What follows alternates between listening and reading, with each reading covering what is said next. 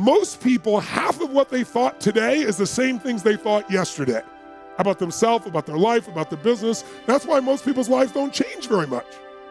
But if you wake up and you start realizing, I'm living in a home, an emotional home I don't want, you can change it. See, because everybody's got it. If you got $1 billion, check this out. If you had $1 billion, but the habitual emotions you go back to are frustrated and pissed off, then your life is called frustrated and pissed off. It doesn't matter how much money you have. Write this down, please. The quality of my life is the quality of my habitual emotions. The quality of my entire life is nothing but the quality of my habitual emotions. Whatever habits of emotion, wherever my emotional home is, I will find a way to get back there. And until I change that, I'm gonna have a problem. How many of you see people in some part of the world, in my country, for example, you'll see this in the middle of America where there's certain places that have cyclones all the time. Or maybe down in New Orleans or places where every few years you get a huge storm that wipes out everybody right on the coast there. But then 2 years later, it happens again. They rebuild, it happens again. How many have ever thought to yourself, why don't these people move? And why don't they move, guys? Because it's what they're conditioned. They call that home. I don't want to leave my home, it's what I know. It's easy to see when it's somebody else and it's physical. It's harder to see when it's yourself and it's emotional, because we have an emotional home. Some of you grew up in a really tough environment. I did too. Pretty brutal environment. Very painful environment. Part of I am who I am is because I didn't want to suffer. I had to find answers. And because I suffered so much, I don't want you to ever suffer if I can do anything about it. I can't control it, but I can help massively. But it's only because I suffered so much, I don't want anybody else to. But think about it. Most people suffer even when they're successful.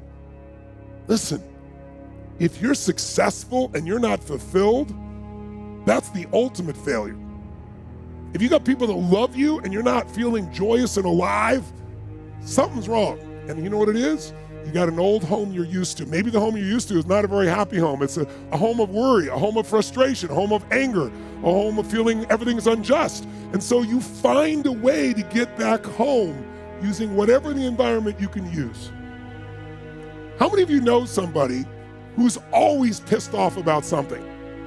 How many of you know somebody who is always worried? How many of you know someone who's not really funny, but they think they are?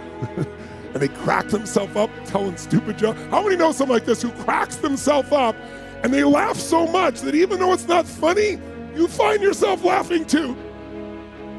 These people have different emotional homes. Some people's home is anger. They'll always find something to be angry about. It's what they're used to. It's their conditioning. So even when the storm comes in and messes up their life, they go right back to that same shit. Wouldn't it be nice to upgrade your home, your emotional home where you live? What if you could live every day with a vast majority of the emotions you had were joy and gratitude and love and appreciation, even in the middle of COVID, even when somebody does something unjust, compassion, playfulness? What would that feel like if you were in those states every day, 90-95% of the time? When you weren't, you got out of it quick. You can make that change this weekend, and I'm not exaggerating an ounce. I'm not saying you're going to be perfect and never have a negative feeling, because negative feelings are sometimes a signal to make us change. But most people have a negative feeling and they just hang on to it and keep living with it and find other things to be negative about. That will never give you what you want. The money won't do it. The acknowledgement of others won't do it. Everything you think will do it will not do it. Only one thing will do it. You drawing a line in the sand and making the most important decision of your life that you're going to live in a beautiful state no matter what. Because life is too short to suffer. We have a choice. Listen to me. Pain is sometimes part of life, but suffering is a choice. But for most of us, not a choice, because we have the habit of suffering, being stressed, being worried, being frustrated, being pissed off. And because we're wired that way, that's the muscle we built. But if we rebuild our home here so it's even more magnificent, then you can have the life that you desire and deserve. And you can do it in one weekend only if you give your all and push enough energy out while you're doing it, while you're learning. Who's up for this here? So who's up for enhancing your home massively? Say aye. Aye. Say aye. Aye.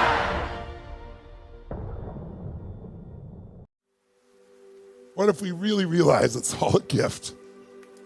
Even the problems, even the pain, even the car accidents, even the hurts, even the relationships that didn't work out, even the jobs or businesses that had challenges. What if we're even grateful for the fear that struck us because we at least felt fully, or the faith that guided us beyond the fear? Keep going. Or the joy that's available any moment you're grateful. What if tears flowed, but they were tears of grace? Just thankful for it all. What if inside your soul knew the truth from this day forward? If you ever forgot, your soul speaks up and reminds you, life's not happening to you, baby.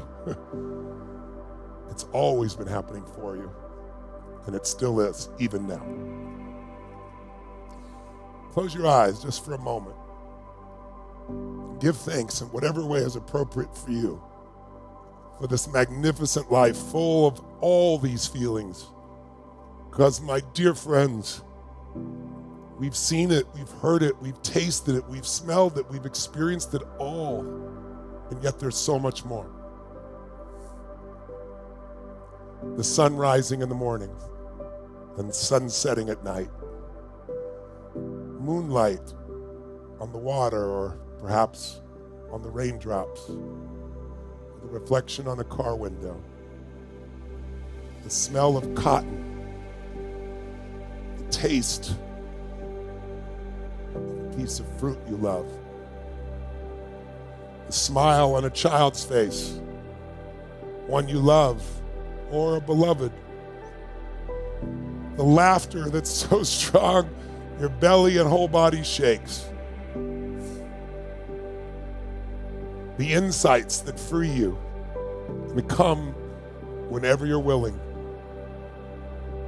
The love of life, God or the universe or whatever it is you believe has given you this magnificent gift called life that comes with so many textures, so many emotions, so many feelings.